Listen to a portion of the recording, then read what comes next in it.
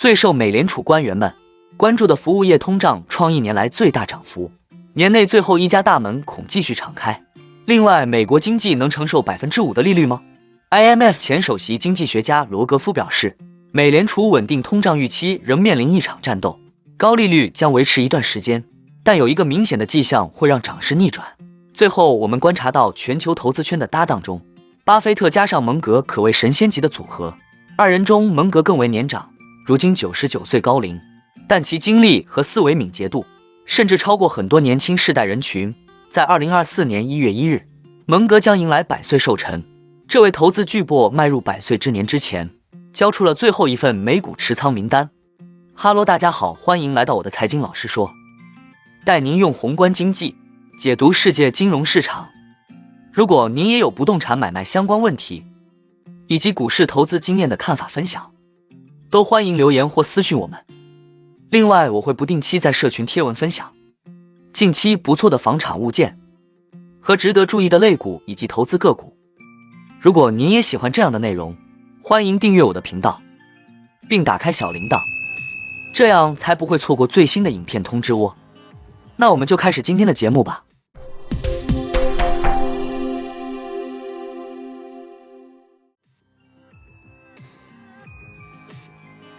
最新的通胀数据可能表明，美联储将继续为年内最后一家敞开大门。尽管官员们在下次会议前强调要有耐心，美国劳工统计局周四公布的数据显示，剔除食品和能源成本的9月核心 CPI 环比上涨 0.3%， 受能源成本的推动，整体 CPI 环比上涨 0.4%。 最新 CPI 报告公布后，美国国债收益率上升，交易商认为美联储在年底前加息的可能性约为 50%。 同在周四公布的9月美联储会议纪要显示，美联储政策制定者上个月一致认为，政策应该在一段时间内保持限制性，同时指出目前必须在过度紧缩的风险与保持通胀率朝着 2% 的方向下降之间取得平衡。最新的 CPI 报告显示服务业价格上升，这一直是美联储官员们特别担心的问题，因为他们认为推动服务业通胀的部分原因是劳动力市场吃紧，不包括住房和能源在内的服务业通胀较8月份上涨 0.6%， 创1年来最大涨幅。富国银行首席经济学家 Jay Bryson 说，归根结底是服务业持续回到 2% 的最后1英里是很困难的，这就是为什么美联储将在相当长一段时间内保持限制，以确保利率下降。美联储官员正试图决定是否需要再次加息。在过去19个月里，美联储已将联邦基金利率提高了5个百分点以上。在9月份的上次政策会议上，他们维持利率不变。不过，根据点阵图，19名官员中有12人暗示他们将支持今年再次加息。国际货币基金组织前首席经济学家肯尼斯·罗格夫预计，债券收益率将在很长一段时间内保持在较高水平，并警告美联储稳定通胀预期仍面临一场战斗。早在6月份，罗格夫曾表示，在这10年余下的时间里，10年期美债的平均收益率将高于 4%。 近日他在接受采访时表示，我确信，就我所见，利率将一直保持在高位，基本面似乎表明利率将长期保持在较高水平。美国10年期国债收益率从9月初的 4.1% 飙升至上周的 4.88% 峰值，为2007年以来的最高水平。强劲的就业数据和粘性通胀刺激了美债的抛售，经通胀调整后的国债实际收益率大幅上升，这表明投资者要求更高的溢价才愿意持有美债，以及联邦赤字不断增长将导致国债供应长期增加的担忧加剧。如今，美国的预算赤字约占 GDP 的 7%， 失业率仅为 3.8%， 这表明基本赤字或经周期调整的赤字可能占 GDP 的 8% 或更高，接近全球金融危机后失业率为 10% 的水平。同时，随着美联储继续缩减资产负债表，债券供应量增加的同时，需求也会降低。施罗德首席经济学家兼策略师基斯维德预计，明年对美债的需求将减少7800亿美元，投资者料将被要求在未来1年净购买 2.73万亿美元的国债，约占 GDP 的 10%， 比去年高出 50%。 主权债券收益率的上升推高了信贷和抵押贷款市场的利率，导致金融状况普遍收紧。随着市场利率上升对经济的影响逐渐显现，未来几个月 GDP 增长的阻力将会加大。那么，有什么原因可能扭转当前利率上升的趋势？罗格夫说，当高利率开始反馈到实体经济，并且开始对投资产生影响的迹象出现时，利率可能就会停止上涨。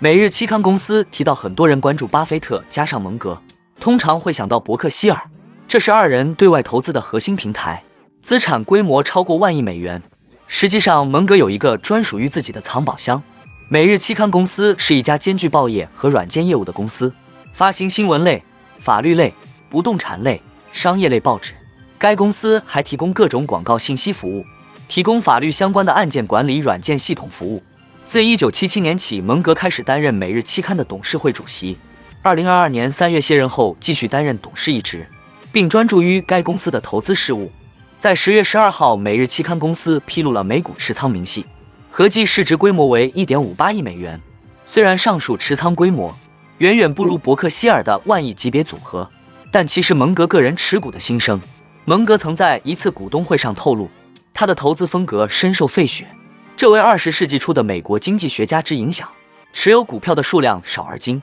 并把自己投资的公司研究透。每日期刊的美股持仓恰恰反映了这个理念。据美国证监会网站，截至2023年9月末，阿里巴巴、美国银行、美国合众银行、富国银行为每日期刊4大持仓股票。是的，你没有看错，筹码高度集中。蒙格的股票组合仅仅有4个标的，3只银行股叠加1只科技股。从阶段性表现观察，上述4只股票在3季度期间最大跌幅在 10% 到20% 之间。相较于今年2季度末，蒙格并未对上述4家公司持股数量做出任何增减操作。实际上，蒙格对上述组合进行大手术，要追溯至2022年3季度末，当时他的持仓是5只股票。最终他选择清仓浦项制铁，全球最大的钢铁制造商之一。数年前，他一度称其为世界上最有效率的钢铁公司。从每日期刊的持仓市值来看，蒙格将核心资金压在了富国银行和美国银行，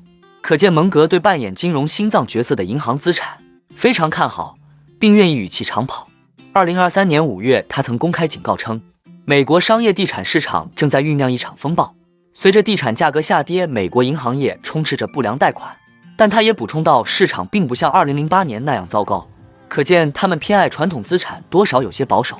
相比之下，人工智能股票是今年国际市场最大热点， ChatGPT 股票扶摇直上。反观蒙格的组合，他完全踏空了火爆行情。但这位99岁的老人不以为然。本周蒙格现身一场网络会议时称，人工智能的影响被放大了，认为他获得的关注超出了其真正的价值。他认为人工智能实际上已经存在了很长一段时间，其根源可以追溯到上世纪50年代。人类一直有 AI 软件可以创造更多的软件， AI 领域的突破非常重要。对于加密货币，蒙格坚持彻底批判的态度，认为买比特币是最愚蠢的投资。那我们今天的节目就先分享到这里。你也喜欢用宏观经济看全球投资的机会吗？如果你也喜欢这样的内容，记得帮我点赞以及订阅分享， YouTube 的大数据就会再推荐类似的影片给你哦。那我们下一支影片见了，拜拜。